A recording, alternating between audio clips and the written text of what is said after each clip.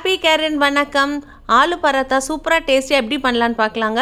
நீங்கள் உருளைக்கிழங்க வேக வச்சுட்டு அதை தோல் எடுத்துகிட்டு நல்லா சாஃப்டாக மேஷ் பண்ணி எடுத்து வச்சுக்கோங்க.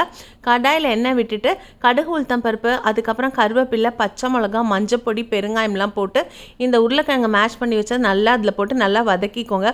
அப்போ தான் அங்கங்கே இருக்கிற கொஞ்சம் ஈரமும் அந்த மாய்ச்சரெல்லாம் நம்ம அடுப்பில் சூடு ஏற்றும் போது ரிமூவ் ஆகிடும். அப்புறம் சப்பாத்தி மாவு நீங்கள் நல்லா பிசைஞ்சு தனியாக எடுத்து வச்சுக்கோங்க.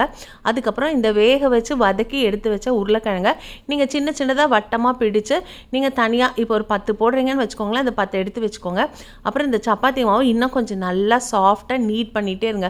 நம்ம கை சூட்லேயே நம்ம சப்பாத்தி மாவு இன்னும் கொஞ்சம் நல்லா சாஃப்டாக நீட் பண்ணிடலாங்க. அதுக்கப்புறம் இந்த சப்பாத்தியை தேய்ச்சிட்டு இந்த நீங்கள் எடுத்து வச்சுருக்கீங்க இல்லைங்களா, இந்த உருளைக்கிழங்கோட இதை ஒரு ஒரு வட்டமாக ஷேப் பண்ணி அதை இந்த சப்பாத்தி மாவு நம்ம தேய்ச்சி இந்த சப்பாத்திக்குள்ளே ஸ்டஃப் பண்ணி இங்கே பாருங்களேன், வெளியிலே வராத மாதிரி நல்லா நீங்கள் கொஞ்சம் நல்லா பேக் பண்ணிவிட்டு நம்மளோட கோதுமை மாவு ஒத்தி தேய்ப்போம் இல்லைங்களா, அதே மாதிரி ரொம்ப ஜாஸ்தியாக ப்ரெஷர் கொடுக்காம இந்த மாதிரி நீங்கள் பாருங்களேன், அப்படியே தேய்ச்சிட்டே வரும்போது நமக்கு சப்பாத்தி உள்ளே இருந்து அந்த வெளியில் அந்த பூர்ணம் அந்த உருளைக்கிழங்கு இது வெளியில் வராமல் இந்த மாதிரி அழகாக வந்துடுங்க.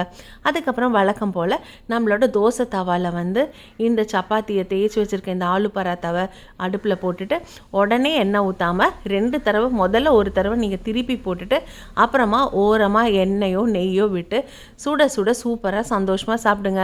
வெளியில் போய் நம்ம ஆலு பராத்தா வாங்கணும்னு இல்லைங்க, இந்த மாதிரி நீங்கள் வீட்டிலே பண்ணி சந்தோஷமாக நீங்களும் செஞ்சு சாப்பிடுங்க. இப்போ இந்த உருளைக்கிழங்கு ஸ்டஃபிங்க்கு நான் வெங்காயம் போடலைங்க. நீங்கள் வேணும்னா நீங்கள் இதில் வெங்காயம் போடும்போது இன்னும் உங்களுக்கு சுவையாக இருக்கும். இதுக்கு மேலே நீங்கள் பட்டர் இல்லைன்னா கீ போட்டு சந்தோஷமாக சாப்பிடுங்க. நன்றி, வணக்கம்.